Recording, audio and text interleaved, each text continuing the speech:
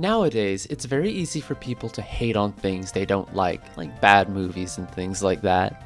I mean, heck, sometimes we find it necessary to put down other things in order to praise what we like. Oh my god, bro. Oh, hell no, man. What the? But honestly, I think it's a matter of perspective. You ever rewatch a movie you loved, ended up still liking it, only to check the Rotten Tomatoes score and discover it's pretty universally hated? Not that Rotten Tomatoes can be trusted. One of these movies that people love to rag on that I unironically enjoy is Godzilla. The Roland Emmerich one, to be specific. Now I know what you're thinking, but why don't you let me state my case to you all before you pass judgment upon me? This'll be the great defense of Godzilla 1998. Now I could go into the history of how and why this movie got made, but genuinely who cares? All you need to know is that Toho did for a fact allow this movie to happen. And honestly, it's not like most of the Godzilla movies are high art. And I say that as a huge fan. But I don't think I could show your average moviegoer Godzilla vs. Space Godzilla and expect them to get it, you know? Moving on, Godzilla 1998 had a huge marketing campaign, the usual blockbuster fare, don't you know? Had a collab event with Taco Bell. Want this ugly ass cup holder? I kinda do. Godzilla most likely broke even and made its money back when accounting for the marketing costs too, having an estimated budget of between 130 to 150 million. And they do make good use of that money, as we'll see during this video.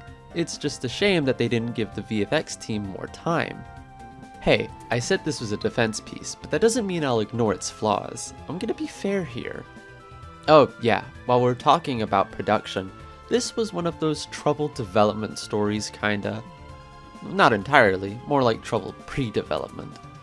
Once the movie we know actually got started, things went pretty smoothly. But pre-production, that is to say script writing until something gets the studio's approval, was a years-long affair. The first iteration of what could have actually been has been adapted into a graphic novel, apparently. I say apparently because I haven't found the full thing, despite it being released online as recently as 2018. You may have heard about it, but the original script had Godzilla going up against a monster called the Griffin. This script was somewhat inspired by Moby Dick, with a woman having her husband killed by Godzilla, and it leading into those sort of revenge-based themes. Anyways, Roland Emmerich signed on in May of 1996 and completely disregarded that script from Ted Elliott and Terry Rossio, and good for him honestly. I'm pretty sure that kind of story wouldn't have worked for Emmerich's style of direction, on top of being just totally unreasonable in the mid-90s to even produce. The budget would have been around $200 million by Ted Elliott and Terry Rossio's estimate, because Godzilla was supposed to be in almost every scene. This was in the mid-90s, mind you. Jurassic Park had just come out recently, and even that used computer effects sparingly, and only when needed. Elliott and Rossio wanted the whole film's effects to be digital. So yeah, that's not happening. By the by, the longest on-screen presence for Godzilla ever is just under 27 minutes. For reference, for a movie you may have been more likely to have seen, Shin Godzilla has 17 minutes of Godzilla on screen. In the original Gojira, only 8 minutes. So, skipping forward, Emmerich works on the movie, makes the design with his designer Patrick Totopoulos, and then they show the Godzilla design to Toho. Toho asked them to leave the room and adjourn the meeting, leaving the figure of the design in the meeting room. They told the then dying at the time, Tomoyuki Tanaka, i.e. the creator of Godzilla, that the design was reminiscent of Carl Lewis, an Olympic runner.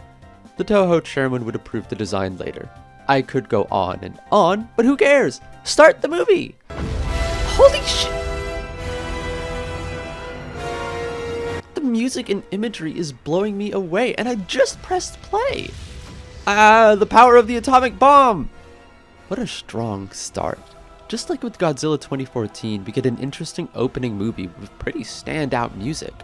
You may recognize the composer as having worked on a few James Bond movies. And Hot Fuzz, apparently?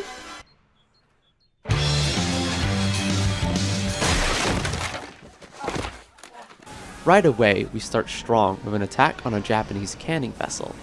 Wow, these guys really get owned. You get a little tease of some dope destruction, and we just started. The stunt work and practical effects really sell this bit.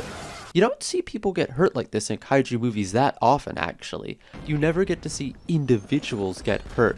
You get a lot of building destruction, and you get a lot of shots of people about to get hurt, but you don't really see people get owned like this, at least not often. Then we're introduced to everyone's favorite wargamer, Matthew Broderick as Nico Totopoulos, named after the daughter of the designer for this movie. Dr. Nico Totopoulos. It's Totopoulos. This movie's been pretty moody so far. Both locations that we've seen, being the Pacific Ocean and Chernobyl, are just drenched with rain, a theme that'll show up later. And then we're introduced to the subplot involving the French secret oh my god, it's Jean Reno.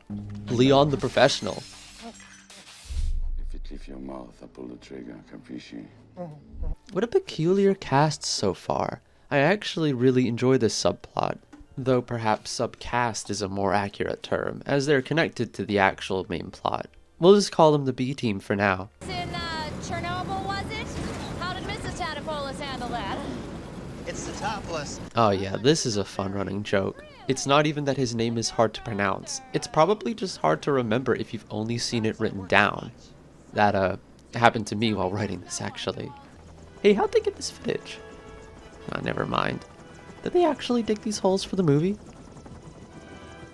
And here comes the main setting, a forever gray and gloomy Manhattan Island, a place of hustle and bustle. It's really cool and moody, and it's appreciated how much of a vibe it brings. The metal and concrete skyscrapers set against an overcast rainy sky, people always holding umbrellas and dressing for the cold rain. Not many movies today make such design choices.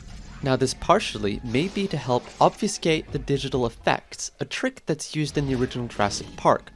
Dark and rainy, with a single light source illuminating the scene, makes for a better looking or more natural looking CGI. But I like to think that it's also to make for an environment that stands out and sets a good tone. The city that never sleeps, come rain or come shine.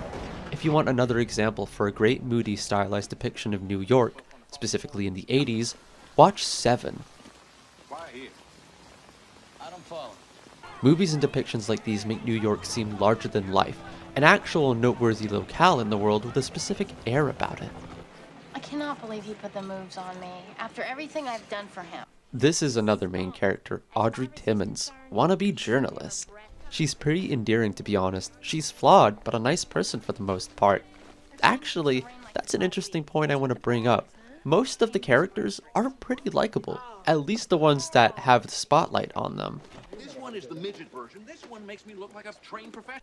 A director that Roland Emmerich could be compared to quite often is Michael Bay. And a lot of his characters, even the ones you're supposed to relate to or you're supposed to root for, can kind of come off as assholes sometimes. Look how edgy Optimus Prime is in some of the Transformers movies.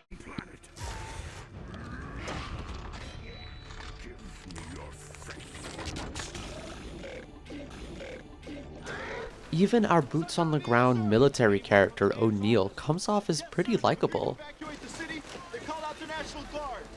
Moving on, this plot with the French Secret Service is honestly a little corny if you stop to think about it for more than a minute, but the movie plays it just the right amount of serious that you get into it.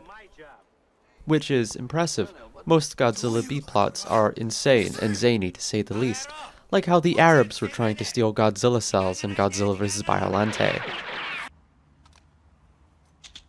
Son of a bitch! It's the Sladian agent again! Sarajia? God, this scene is great. These aren't even miniatures, they're sinking an actual boat here.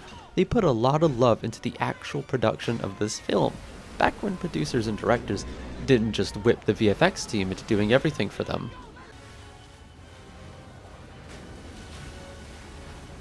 Gosh, the supporting cast and characters for this film is a lot of fun. Like, we got the dad from Transformers as a military general. Don't tell me what it is and tell me what the hell it is. Jean Reno. No. Very clever. Victor is also played by a Simpsons voice actor, and even not so well-known cast members play fun and memorable characters. Lucy is full of energy, and Mayor Ebert and Jean are pretty goofy. And yeah, I know it's a joke poking fun at Emmerich's most famous critics, but hey, it's still a fun bit, right?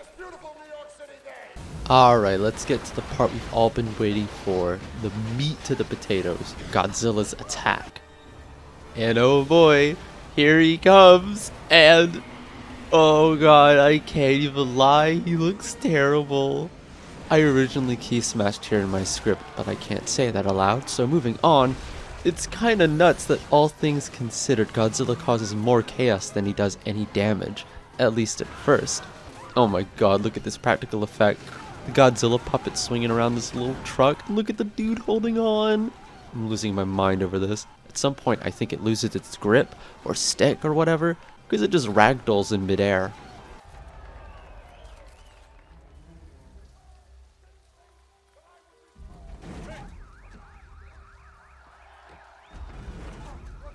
You know, having the ground noticeably stomp isn't necessarily a Jurassic Park invented thing, I don't think.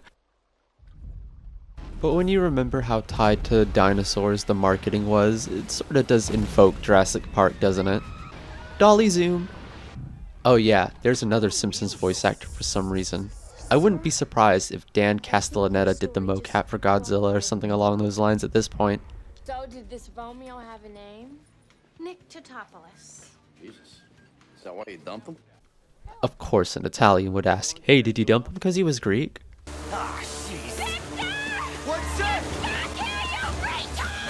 Whoa, you can't say that anymore. What a production of the 90s this is. What? Did you hear that guy? Somebody do something? What does he want someone to do? Tase Godzilla? Put him in cuffs? Anyways, Godzilla does his thing, which amounts to going for a Sunday stroll mostly.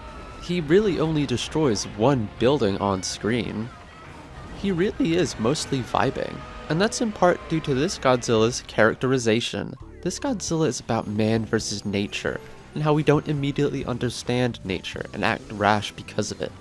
At the same time, it acknowledges that Godzilla here is not entirely natural, and was still born from human meddling, and as such, is very dangerous. But the film makes clear that despite this, Godzilla is still just an animal that wants to do animal things.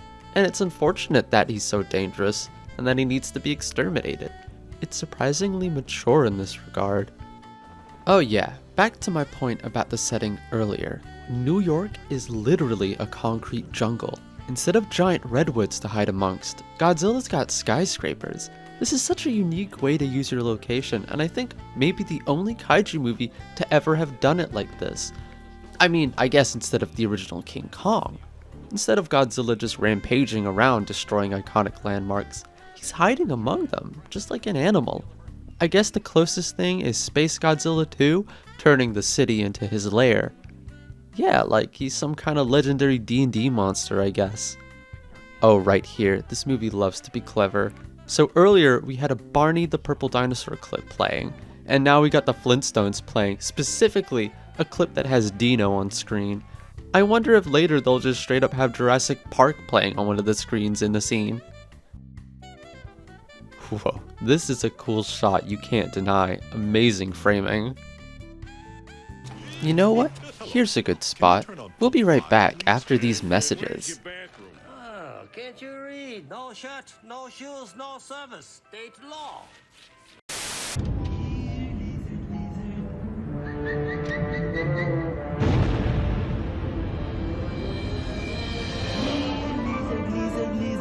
Godzilla's hiding, and it's up to you to find him.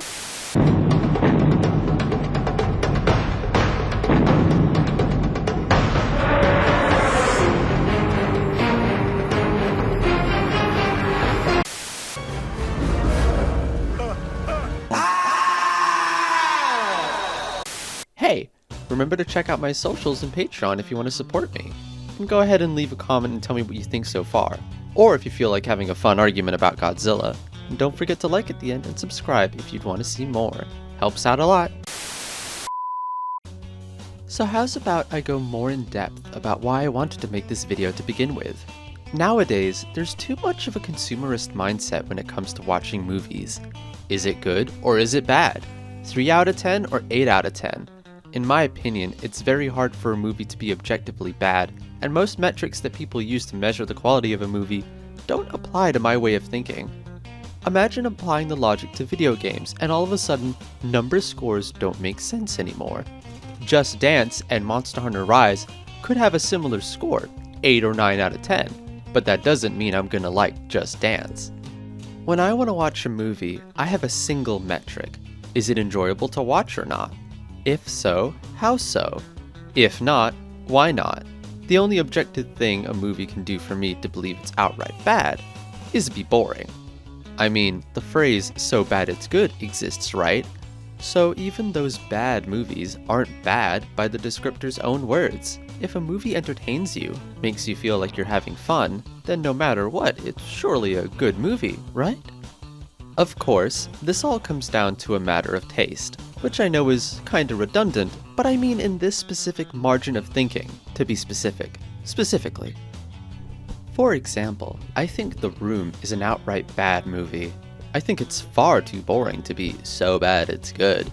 Yeah, it has its moments, but have you ever sat down and actually watched the whole thing? It's pretty boring. A movie I'd actually call good under this metric is The Happening, starring Marky Mark. This film has hilarious direction, an outright funny plot twist, and some of the most out there acting I've ever seen. Plan on murdering me in my sleep? What? No. And last example is a movie that is fun to hate, just irredeemable except to rag on of a group of friends. Ready Player One. Really? In the world we live in today, filled with speedrunners and exploiters, you're telling me it took 5 years for only our protagonist to be the first person to ever try simply reversing at the start of the race? Get out of here. Roland Emmerich's Godzilla gets flack for a few reasons, and some of these are a little unfair. I mean, I've just gone through the entire first act of the movie with you, and I gotta say, I was enjoying myself. Godzilla fans, most of all, are vocal about this movie being bad. I mean, when else have you ever heard it get brought up? I'm sure the average person thinks this is an okay movie at best, with outdated CGI at most. But Godzilla fans naturally have a bigger beef, and Toho themselves have certainly helped in that regard, which I think is also unfair. People love calling Godzilla 98 Gino, Godzilla in name only. And on the back of the DVD for Final Wars, Godzilla 1998 is referred to as just Zilla, no god, referring to how weak 98 Godzilla is. I mean, I don't want to spoil the rest of the movie too much, but machine gun fire does actually hurt Godzilla, leaving behind small chunks of flesh on the ground for our hero to find. This Godzilla culture, as it were, is a little obtuse in its thinking. Essentially, you can't have a Godzilla movie unless Godzilla follows these specific rules. I mean, yeah, sure, I get it. But look me in the eye and tell me you'd rather watch the anime trilogy of movies instead of 98 Godzilla just because the anime trilogy is more faithful to Godzilla. I watched the anime trilogy, and let me tell you, there's not much there. I think a lot of you would rather have Jean Reno fight Godzilla than have to deal with a bland protagonist, a bland art design, and one of the worst endings to any movie trilogy I've ever seen. I think 98's approach shows more tact in using Godzilla than the anime trilogy. Because at least in Roland Emmerich's Godzilla, Godzilla is allegorical. He represents something. Or at least the film as a sum certainly does. Godzilla 98, as I said earlier, is about man versus nature, and how we gotta be more respectful towards nature. Yeah, it's not exactly a new message or anything deep, but come on, it's not like nukes are awful is a mind-blowing take either. It's common sense, and sometimes you need common sense. Let's see, what else? Right, the CGI. Yeah, it's outdated. I mean, more than outdated, it looks rushed. Something tells me they didn't have the time, money, or experience, because it should have been doable, absolutely. I'd like to remind you all that The Lost World came out a year before this movie did. Like I said, I'll defend this movie, but that doesn't mean I'll ignore its flaws. However, the practical effects, in my opinion, make up for all the CGI shenanigans. Yeah, let's talk about this, filmmaking and passion. Not this Marvel schlock that comes out nowadays that involves a big producer breathing down the director's neck. Yeah, you ever wonder why Marvel movies all kind of feel the same for the most part? Well, next time you watch a few and reach credits, pay attention to the names in the producer section and note how a lot of the same names constantly pop up. Godzilla 1998, on the other hand, doesn't feel like that. You don't get the idea that someone behind the scenes was trying to make a different movie from what the director wanted or force them down a specific pipeline. No, you got Emmerich's vision. Emmerich's passion for movie making, which is undeniable. The practical effects, the set design, cinematography. This movie was made with love, not just from the director, but the whole team on the ground. It makes me think of those first few Pirates of the Caribbean movies and how much effort was put into them. Remember the groundbreaking CGI with Davy Jones and all the practical sets that actually exploded? Oh hey, remember how I brought up Mouse Hunt at the start of this video? Well guess what? That was made by Gore Verbinski. Yeah, the director of those pirate movies. Oh, and Rango. Yeah, Rango. Okay, let's get back on track. So far, we've talked about how the Godzilla fandom doesn't like this movie, about its CGI. What's the common consensus according to Rotten Tomatoes, I wonder? Oh, brother. This take really makes me cringe. I don't have another word for it, I just cringe. People love to pretend that Godzilla 1954 is the only movie they ever made, and that Godzilla is sacred and has never had a bad movie in the franchise. Well, let me be the first to tell you that Godzilla is far from sacred. There's some stinkers in that library, and they stopped caring about the nuclear allegory pretty early on. At least Godzilla vs. Hedorah was about pollution and junk like that. Get it? Junk like that. Obviously, people are entitled to their opinions, and there are valid reasons to dislike Godzilla 1998, but my perspective is this. Sit down with an open mind, maybe a few friends, and I'm sure you'll have fun. And that's what films like this should be about, having a good time. I'm gonna go through the rest of the movie now, maybe skip a few things. But if you've never seen this movie before, maybe go check it out with some friends in a Discord call and see how you feel about it. My consensus will always be that this movie is fun. It's a great time as long as you don't go into it expecting something super deep. But before I continue, let me ask you this question. What's a movie that you enjoy that you think others don't because they need to remove the stick out of their butt? Or maybe they just don't understand it. Or maybe they've never even seen it and are parroting opinions they've heard elsewhere. Let me know down in the comments below. You know, he's not some enemy trying to evade you. Moving on, the movie further leans into the man versus nature aspect with this line from Totopoulos. I knew that the best way to get them was not to dig them out, but to draw them out. Once again, it's made clear to the audience that Godzilla in this story is ultimately an animal, one that is only monstrous because of human interference. So naturally, they get a bunch of fish and place it all in a pile, like a big piece of cheese set up in front of a loaded shotgun. Très bizarre, non? No. Very clever. Which leads into one of my favorite aspects of this movie, military incompetence.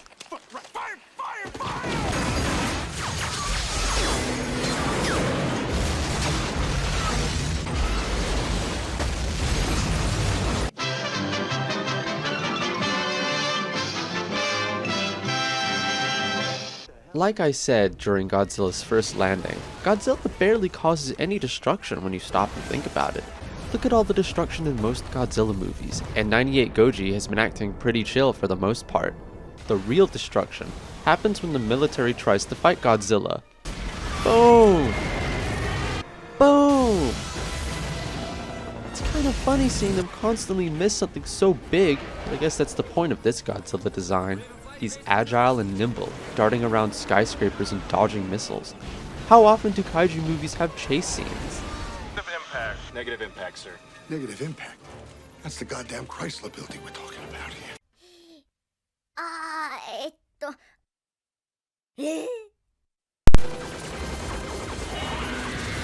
This scene is interesting for two reasons. Originally, Godzilla wasn't going to have any fire breath of any kind, no atomic blasts at all. The idea was that his roar was so powerful that it was a breath attack in its own right. But that idea got leaked, and when Emmerich heard the uproar, he tweaked the idea a little to make his breath explosive, as it were.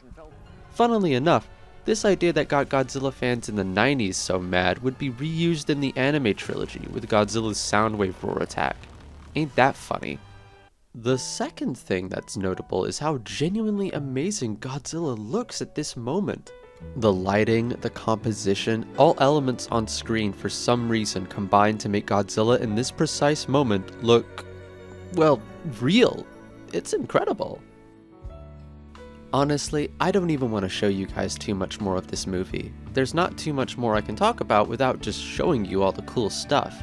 Yeah, there's the silly raptor babies too. Hey, did you know we watched Jurassic Park 1 and 2? We all saw Jurassic Park, right guys? But hey, at least this entire segment is filled with practical effects and puppets, and it just looks, once again, real. Not to ramble on more about CG and practical effects. It's just kinda crazy that without obfuscation, it's almost impossible to have CGI trick you into thinking it's actually real. Some of the best CGI shots I've ever seen were because it was in the rain or from an underwater camera, but practical effects don't have to trick you. I'm not saying CGI is bad, like it's some filmmaking boogeyman. Far from it. CGI is, for one, a very vague term that encompasses everything from 3D characters to simple background changes. CGI is just another tool in filmmaking. But practical effects will always blow me away because it's happening right there on the screen and my eyes can't deny it. There's no uncanny feeling of, this isn't real because it looks too clean, or something about the lighting is off by the teeniest percentile. It's actually there in front of the camera. And this film clearly understands that because whenever feasible, there are practical effects. Miniature sets of New York, a Godzilla puppet, live pyrotechnics, they go all out whenever they can. If you watch this whole video, I hope you feel like giving this film a chance. People love to call this film a cash grab or Hollywood schlock, but I think if you open your eyes, you'll clearly see the love. Maybe, just maybe, I could convince you to change the way you think about what necessarily makes a movie good or bad. Maybe a quote-unquote bad movie just requires a different mindset, a new perspective that can appreciate what the movie was really always trying to offer you to begin with. Godzilla 98 is no Shawshank Redemption, that much is agreeable, but it's not garbage either. It's fun. Honestly, despite there being no monster mash action, it kinda captures the Showa-era essence of tokusatsu fun. Watch these cool explosions. Look at the monster move around this city set. Corny but fun and sometimes kinda sweet characters. God, I better cut myself off before I ramble on forever, so I'll end it here. And one more time, I hope you go give it a watch for yourself. Well, thank you for watching if you made it all the way to the end. Why don't you leave a comment and tell me a little Godzilla anecdote of your own? I love hearing from you guys and it's fun to talk. A special shout out to my patrons, Zero Galaxy and Dongo tier, Amelia in Steak tier, and a big thanks to Nasir Al-Jassar in Elder tier. As always, my Twitter is in the description. Please subscribe if you want to keep up with my videos, and leave a like if you want to support me, or send me $1 or $2 on Patreon. I'm looking forward to making the next one for you guys. Well, ciao now.